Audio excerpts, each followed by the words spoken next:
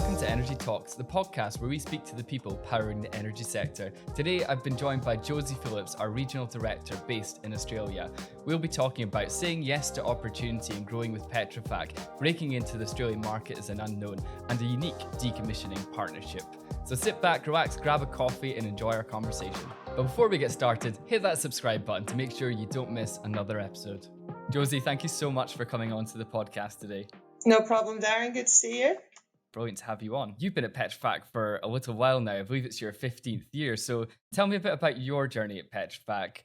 How did you come in and how did you ultimately end up where you are now? Oh, it's a long story, like you say, 15 years of. I'll try and paraphrase so as not to bore you with it. But yeah, I guess initially, not long out of uni, I came into Petrofac. So I'd only graduated a couple of years earlier. And the honest truth is I had no idea what I wanted to do at all.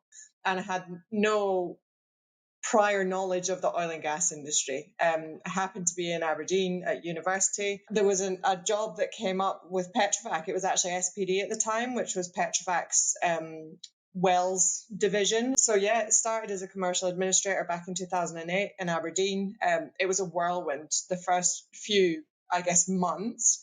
Initially because they had just been awarded their first drilling contract in the UK. So we were going to project manage a well for a company at the time called Serica Energy, who I believe is still there and maybe a client of ours now.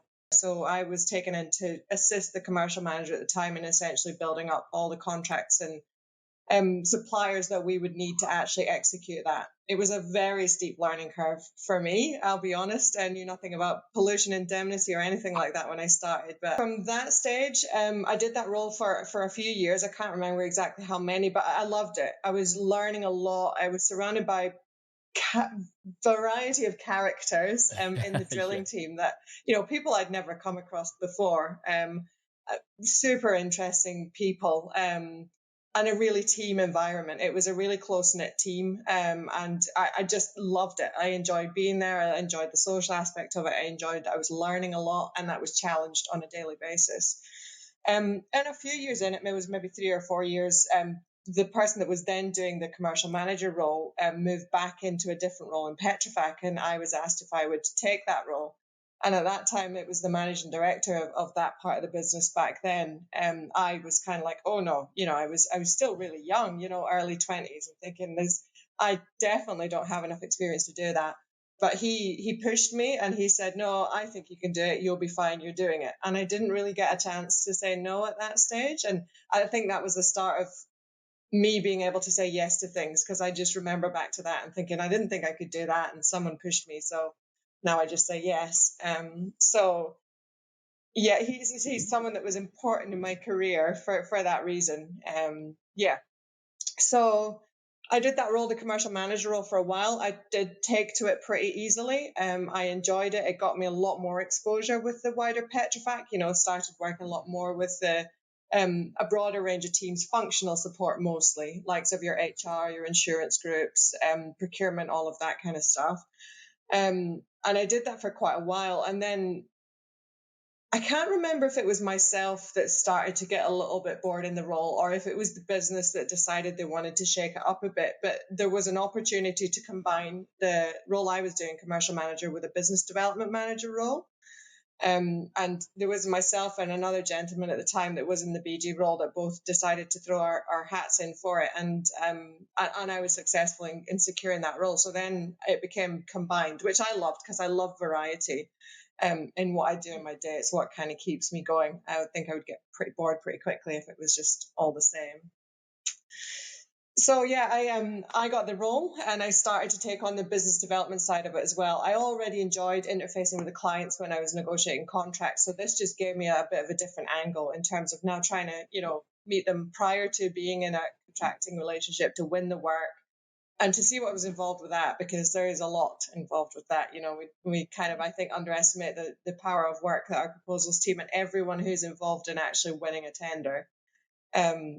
What the work that they put into it and the hours. I'm mid one at the minute, so I still am experiencing. You're feeling the pain. I am indeed.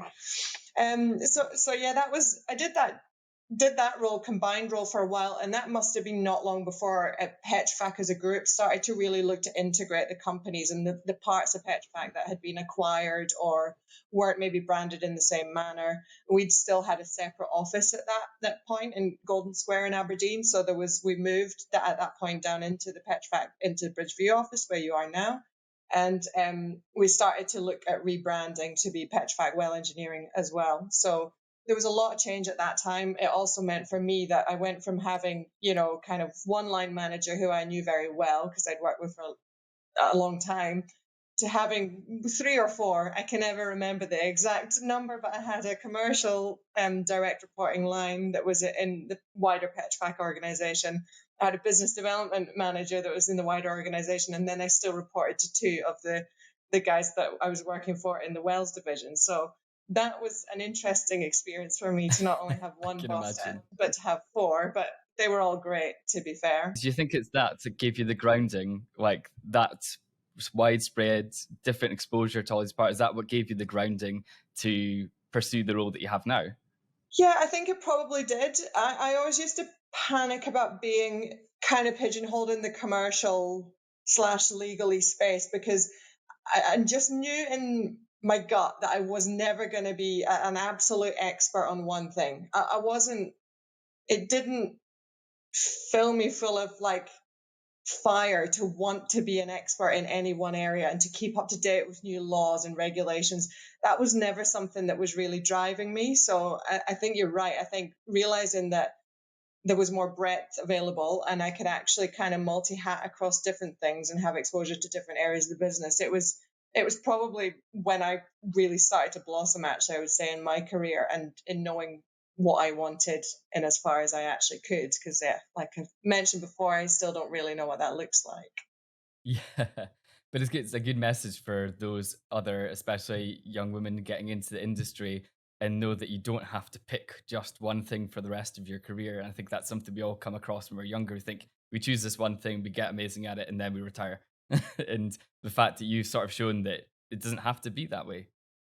Exactly. I think people feel a lot of pressure to be a specialist in one subject, and I actually think there are people like me that are just not built to be specialists. We're built to be generalists, and actually there's value in those roles as well, especially, for example, in the role that I'm in now. I have to know a little about a lot of things, but thankfully there are people that are experts in each of the areas that I need to know about that I can call on when I need them. So, and that's where I've found my strength. 2022 was a very busy year for you. How did we break into Australia as that unknown entity? Yeah, so it's difficult. It wasn't all on me. That's the first thing I'll say. So we did have a really small team of people who'd been here for about 15 years, some of them for a long, long time. I was coming from a perspective where I'd worked in both Aberdeen and Sharjah for Petrofac, which, everybody knows who Petrofac is in the industry in those 2 regions. So to come down here and people say, Petrofac, who are that? And they couldn't even pronounce the name of the company half the time. It was really different. And so you spent a lot of your time really going back to basics, which is where my business development background, I think, really helped in terms of being able to explain what we do as a business and globally. And you did a really great job of actually trying to get the name out there. And then I kind of picked up the baton in terms of ensuring that we had a visibility at the key events and key industry sessions that were going on. And I think that's part of the start of it. And then a big part of it was just those one-on-one conversations with clients, map out who the clients were. We already knew that. The team had done a good job of mapping that out. And it was just gradually going around and bit by bit trying to convince them about our capability and the fact that because we'd done it elsewhere, we could actually make it work in Australia as well. But it was a challenge initially. And now we are getting traction, which is fantastic. There's still a long way to go, though. Yeah, I can imagine. So do you think it's that global experience and the fact that Petrofac, like you say, very well known in other parts of the world? Is it the fact that you could basically say that, look, we've already got the experts in Aberdeen, Sharjah, I can utilize that and bring that here. We've already done it in like the North Sea, for example. This is exactly what I could bring to you. So do you think that was maybe the difference maker in the USP for when you were approaching the Australian market? Partly yes and partly no. And I say partly no because of the way the Australian market is. It's quite a niche market down here. And there is not everybody, but there's quite a bit of attitude of, well, if you don't know how it works in Australia, it's different here. Which of course it is. There are some differences, but it's probably more similar than some would like to admit to the UK market, for example. It's highly regulated. If you're used to working with the regulator in the UK, it's not too much of a stretch to think that you could work with a regulator here. So there was a bit of kind of that real balance of, yes, I do think it's a strength, a massive strength, and I don't think we would have got, for example, the Northern Endeavour contract had we not been able to pull on that global experience, for many different reasons. But there was a very sensitive part about making sure that everyone was aware, that we do know it's different in Australia, and we understand what it takes actually locally to be able to operate and execute contracts here. So the Northern Endeavour is quite a unique project, where you're working with the Australian federal government. What's that been like? Yeah, it's unique is the perfect way to describe it. It's been both challenging and rewarding, probably in equal measures. And that is feedback I have given to the government as well, by the way, so I'm not speaking out of turn about them here. We have a really good relationship with them. The tender process was intensive, because they had to follow government procurement rules, which are obviously, as you can imagine, quite strenuous to actually meet. Which was a great experience to go through and learning for all of us that were involved in that project. But the best thing I found about working for them is the communication. And in terms of that, they know what they don't know. They know that they are not experts in oil and gas or decommissioning of facilities, aging facilities. So we really do have quite an open and trusting relationship when it comes to them asking us for advice, us providing very honest feedback, and pulling from examples of what we've done elsewhere in the world and our experience in, operating late life assets, for example, in the UK has been massively beneficial to that, because we can give them exact examples of it. This has happened here. It also gives them the comfort, one, that we're the right partner to be executing this project for them, but also that we're not only telling them that we can do it, we're showing them where we've done things in the past as well. From a paperwork and an admin perspective, it's a challenge, as you can imagine. It's perceived to be public funds, although it is actually oil and gas industry funding that is paying for the bill on this one. But because of that perception of it being kind of taxpayer money, obviously they have to follow the same internal procurement rules and probity rules that they would for any other project. So that is probably, we underestimated the admin burden that would be on us from that perspective. But yeah, overall, a really positive experience, and actually, an unfortunate one in that is probably going to be unique. Although I know they wouldn't want to be in the same position again. But Yeah. for us, we'd happily work with the government on a repeat basis, based on this relationship. And is there any, like you said there about that open, honest conversation, is there any learnings you're going to take from this and how they work and how you work with them into your next client project? Not only the next client project, I guess, but there are 2 more phases of this project to come. So obviously we will have to tender for those. So that is that's something which we can bring these learnings into. It's really mostly around having discussions really early on, in a tender phase, or even prior if you can, to actually be honest about what you want, what the limitations are, the level of risk that you're kind of willing to take on, and the cost that is going to be associated with that. And I think if we can get other operators in our industry to be of a similar mind and mind frame to the open conversations that we actually had with the government, then it kind of ends up being a win-win for all. Yeah. So was there a real focus on, obviously we've mentioned growing the team, was there a real focus on Australian, like, local recruitment as well to bring that local experience in?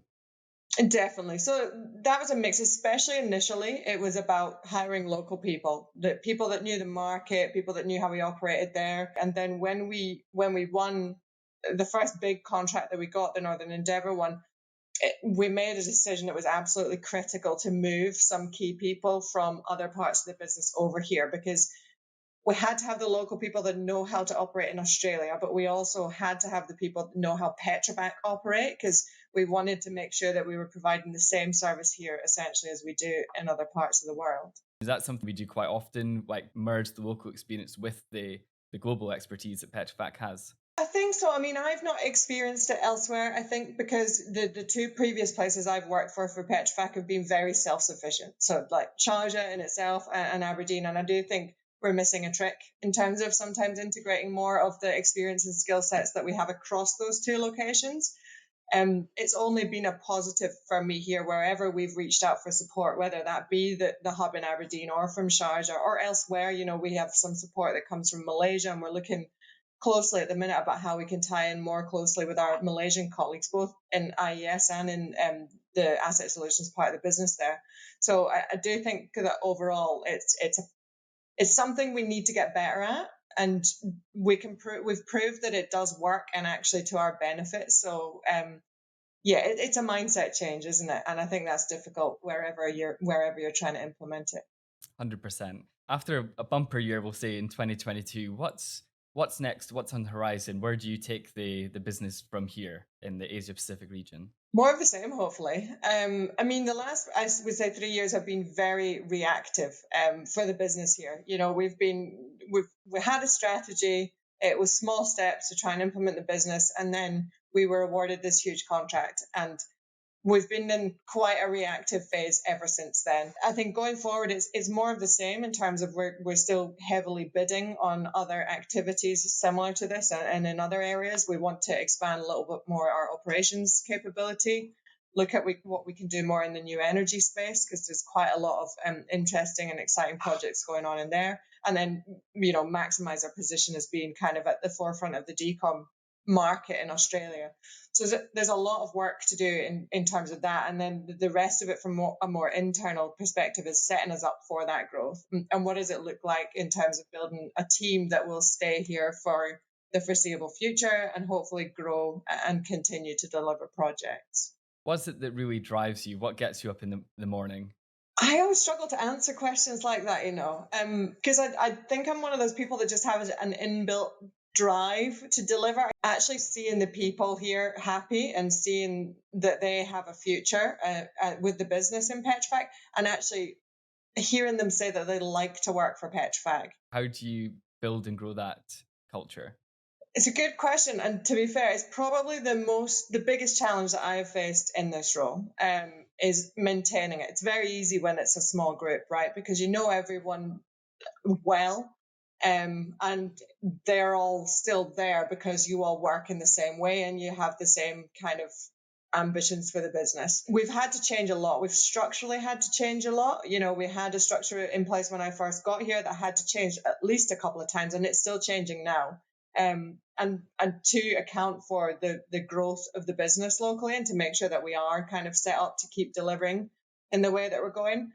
And that is a challenge because people just don't like change generally. So it makes people feel uncertain about what's going on when there are multiple changes in structure, changes in personnel, that kind of stuff.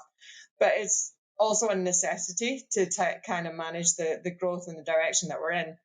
And you hit the nail on the head when you said communication. It's key. It's something that's the only way I think that you can really keep people together and try and keep a culture good is by speaking to each other. Good stuff, bad stuff, any feedback is good feedback in my view. And having the challenging conversations as well. But making sure that everybody is, knows what they need to know, and probably a little bit more, so that they feel like they are actually bought into the future of the business here. Social events and team building, those kind of the softer things around the outside help as well, but really it's all about communication. What would you say to other younger people or anyone that's looking to get into the energy sector to entice them to come into the industry? I just think they'd be daft not to even consider it, My options when I went out of uni was, go and become a lawyer, go down that route of where my education was, or do something totally different. And, I couldn't have ever imagined taking the other choice. For me, it's the variety and it's the people that you get to work with, the variety in terms of the roles that you can do in this industry. And, it's really at the forefront of health and safety and across a lot of industries.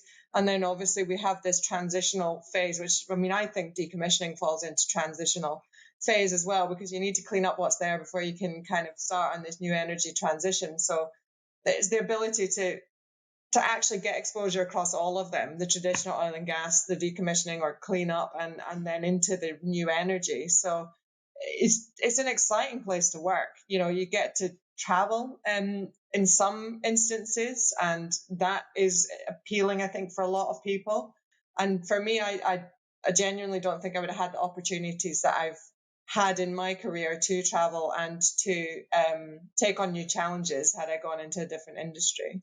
Josie, thank you so much for spending the time with me today. Really enjoyed your conversation. Thanks, Darren. It's been a pleasure. Thank you so much for listening. Hit that subscribe button to make sure you don't miss another episode.